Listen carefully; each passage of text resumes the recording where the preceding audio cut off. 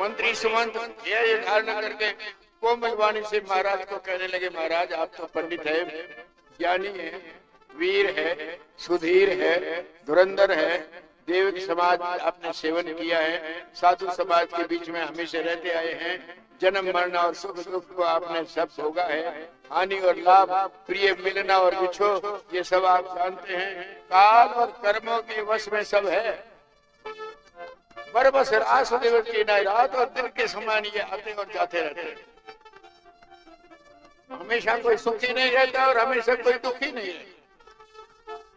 सुख हर सही जड़ दुख भी लिखाई, सुख में प्रसन्न होना और दुख में विलखना ये तो मूर्खों का काम है, परंतु धीर पुरुष दोनों में समभाव से रहते हैं।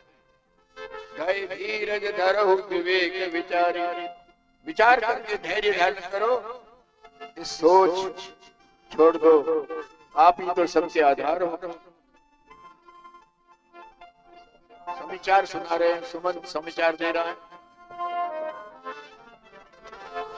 महाराज पहली रात तो हम यहाँ से गए तो तमशा नदी के किनारे पर निवास किया, दूसरे दिन गंगा के किनारे पहुंचे, वहां पर जलपान किया, दोनों भाइयों ने केवट ने बहुत सेवा करी, रात्रि भर श्रृंगेरपुर में रहे, प्रभात होते ही बड़का दूध मंगवाया, दोनों भाइयों ने जटा मुकुट बनाई और राम के सखा निषाद राज ने नाव मंगाई, दोनों भाई सीता के सहित उसमें चढ़े और लक्ष्मण धनुष बाण संवार करके सावधान होकर के खड़े रहे। राम जी की आज्ञा से नाव आगे चली, मैं तो देखता देखता रह गया, प्रणाम किया, समझाया, लक्ष्मण को आग्रह किया, सीता को आग्रह किया, परंतु दोनों ने भी आने के लिए अपने धर्म की बाध्यता दी। आप अनुग्रह के कारण से मैं वापिस पश्चाताप करते वापिस लौटा और यहाँ पर आ नहीं सका और पश्चाताप के साथ में रोता धोता खाली अकेला आया। राम सीता को मैं साथ नहीं ला सका, अपनी असमर्थता बताई, प्रिय वचन कहे तो महाराज शांति से सुमंत ने समझाइश के साथ बात कही, परंतु महाराज से सहन नहीं हुई। सुमन जी कहने लगे, धीरज धारण करो, नहीं तो सारा परिवार डूब जाएगा। आप मेरी विनय सुनो, राम लक्ष्मण सीता वापस आ जाएंगे, आपको मिल जाएंगे, आप धैर्य धारण करो। प्यारे वचन सुन करके राजा आंख खोल करके सुमंत के सामने देखने लगे। छोटे पानी में जैसे मच्छी प्यासी होती हो, तड़पती हो, उसी तरह से प्रेम की पानी को सींच रहे हैं। धीरज धारण करो महाराज। सुमंत के कहने के कारण से महाराज उठ करके बैठे, कहे राम लक्ष्मण कहाँ पर है, सीता कहाँ है, पुत्र वधू विदेही कहाँ है, व्याकुलता के साथ में विलाप कर रहे हैं। अब महाराज को एक बात याद आई, पुरानी जवानी की अवस्था की। दशरथ जी महाराज को पुरानी बात याद आई, अपने जवानी के समय में जो घटना व्यतीत हुई थी। कौशल्या को सुना रहे, कौशल्या बहुत पुरानी बात याद आ रही, आज वह स्वप्न सच्चा हो रहा है। कहा जाता है प्राणी के अंत समय में अपने जीवन की कई घटनाएं याद आती हैं, अच्छी या बुरी, उस समय सारी अपने स्मृति पटल पर आ जाती है।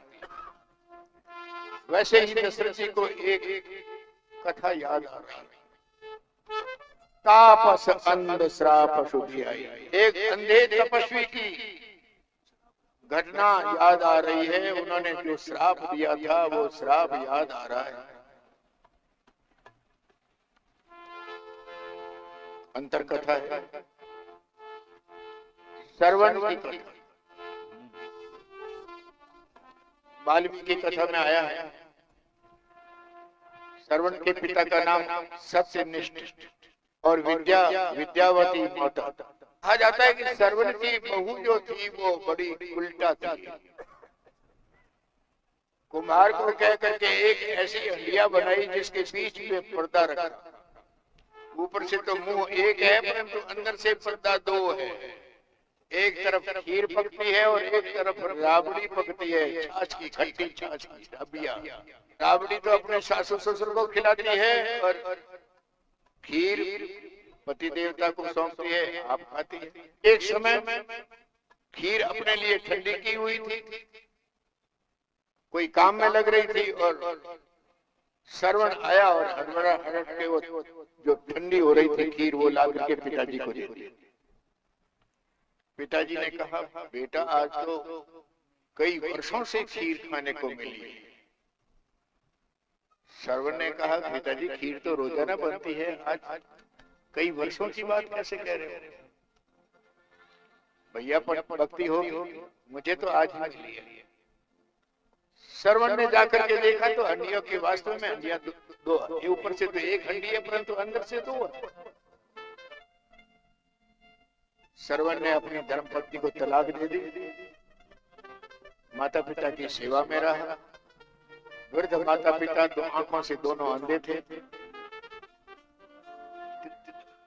माता पिता की इच्छा से एक कावड़ बनाई, कहारी बन करके कावड़ को लेकर के तीर्थ यात्रा के लिए निकला। सारे तीर्थ यात्राओं में भ्रमण करते करते वापस अयोध्या में।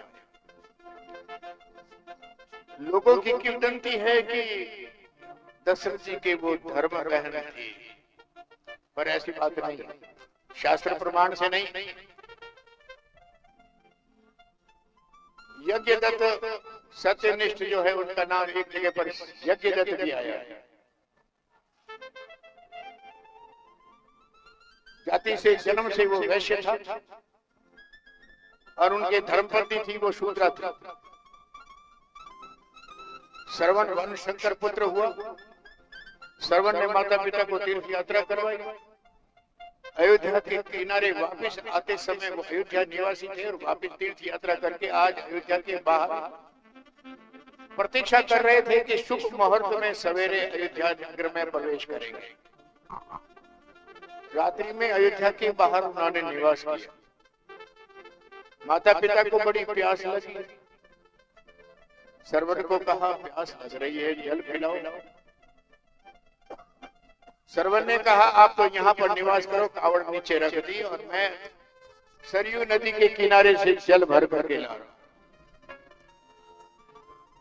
दशरथ जी उस समय जनता की रक्षा के लिए जो वनवासी जंगल के जानवर हिंसक जंतु उत्पात करते थे, उन जंतुओं को मारने के लिए, शिकार के लिए, जनता के हित के लिए वो बाहर निकले थे।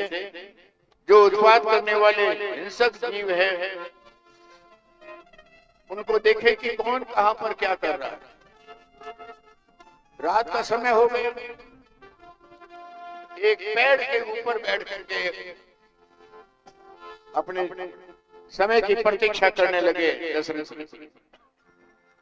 दशरथ जी बाण विद्या में शब्द वेदी बाण को अच्छी तरह चला सकते थे। जो भी शब्द जहां से आया वहां पर निशाने के ऊपर बाण उनका ठीक जगह पर लगता था। श्रवण आकर के पानी भरने लगा तो पानी जब भरते हैं तो एकदम थोड़ा थोड़ा पानी जाता है, तब तो आवाज नहीं होती, पर एकदम डुबो दो और वापस में सीधी करो तो डुब डुब डुब डुब आवाज आती। वो पानी की आवाज सुनी तो दशरथ जी ने देखा कोई जंगली जानवर पानी पी रहा। इस धोखे से शब्द बाण सीधा मारा और वो बाण सीधा श्रवण के कलेजे में लगा। श्रवण के गिरते ही श्रवण ने कहा, हारा। मनुष्य की आवाज सुनते ही दशरथ जी वहां से दौड़े, भागते भागते भागते वहां आए। आगे मनुष्य को देख करके श्रवण कुमार की दशा को देख करके दशरथ जी महाराज की धड़कन बढ़ गई। आकर के पूछा, बेटा कौन हो? उन्होंने शिक्षित हुए अपने दशा बताई। मेरे माता पिता अंध है, पानी पीना चाहते थे, मैं पानी लेने के लिए आया और यहाँ पास में माता पिता है, उनको जल पिलाना है। आप बोलना मत, ये जल ले जाकर के उनको पिला। परंतु अब मैं बड़ा कष्ट में हूं, ये बाण निकालता। दशरथ जी ने वो बाण खींचा, श्रवण कुमार का प्राण अंत हो गए। वो पानी का तुम्बा लेकर के गए, चुपचाप। आगे माता पिता चिंता कर रहे थे, काफी समय हो गया, अभी तक प्यारा बेटा आया नहीं, क्या कितना दूर चला गया। इतने ने तो धीरे धीरे चलने पर भी सुनसान ठंडी रात में वो पांव के पदचाप की आवाज कानों में सुनी। आ रहा, कोई आ रहा। मां ने कहा कोई आ रहा, पांव बज रहे। पिता ने कहा श्रवण, कोई बोला नहीं। पांव नजदीक आ रहे परंतु बोला नहीं। अरे बोलता क्यों नहीं आज? नहीं बोलने से और शंका हो गई। माँ बाप दोनों बोलने लगे, अरे बोल, आज बोलता नहीं है, क्यों नहीं? उन्होंने ला करके हाथ के पास में सप्रस करवाया तुम्बा, और उन्होंने कहा अब तुम नहीं बोलोगे तब तक नहीं पिएंगे पानी। बोलो क्यों नहीं बोलता? क्या क्रोधित हो गया? क्या देर हो गई? क्या रुसवा गया? क्या? आखिर दशरथ को बोलना पड़ा, हे मुनि, मेरे हाथ से अपराध हो गया, श्रवण प्राणांत पा गया, मैं पानी पिलाने के लिए आया हूं। अंधों ने श्राप दिया, नहीं पिएंगे जल। जैसे पुत्र के विछोह में हम जा रहे हैं, वैसे ही एक दिन आप भी पुत्र के विछोह में प्राण का त्याग करेंगे। दशरथ ने कहा, उस समय मैंने उस श्राप को वरदान समझा, क्योंकि मैंने 3 शादियां की और तीनों विवाह के बाद में कोई पुत्र था ही नहीं। इस श्राप से मैंने देखा चलो पुत्र तो हो जाएगा, आगे की आगे देखेंगे। आज वो श्राप सत्य हो रहा है। आज मैं पुत्र के विरह में मेरे प्राणों को छोड़ना चाहता हूं। कौशल्या को अपने स्वप्न की बात, अंत समय में पूर्व जीवन की बात, पूर्व अपने चरित्र की बात आज सुना रहा। भयो विकल वर्णत इतिहास, इतिहास को कहते कहते व्याकुल हो गए। राम रहित धिक जीवन त्रासा। अब राम जी के बिना जीने की आशा जो है वो व्यर्थ है।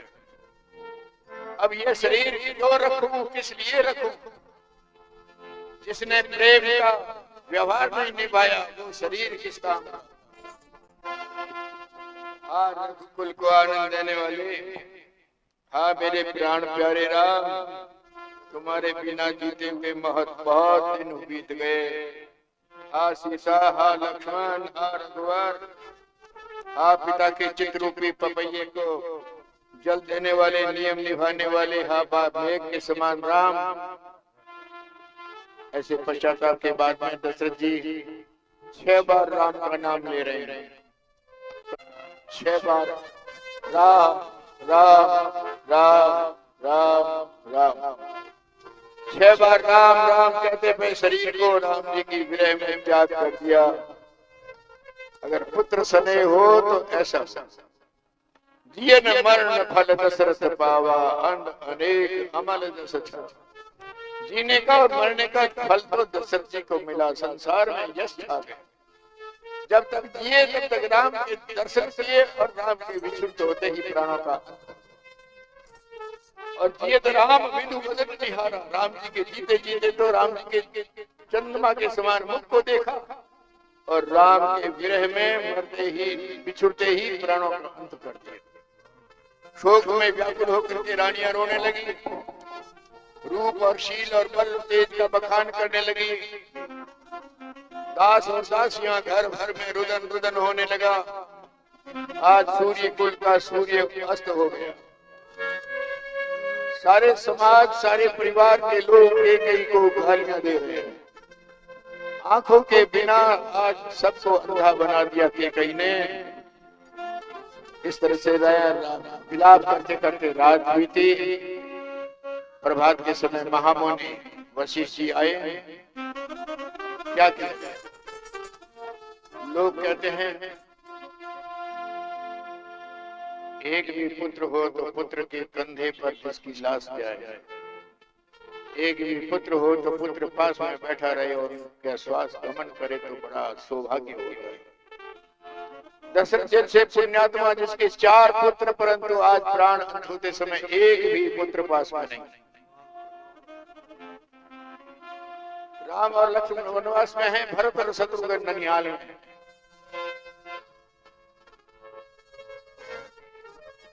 वशिष्ठ महाराज आकर के और ढाढ़स बंधा रहे। आगे की कल्पना, आगे का विधान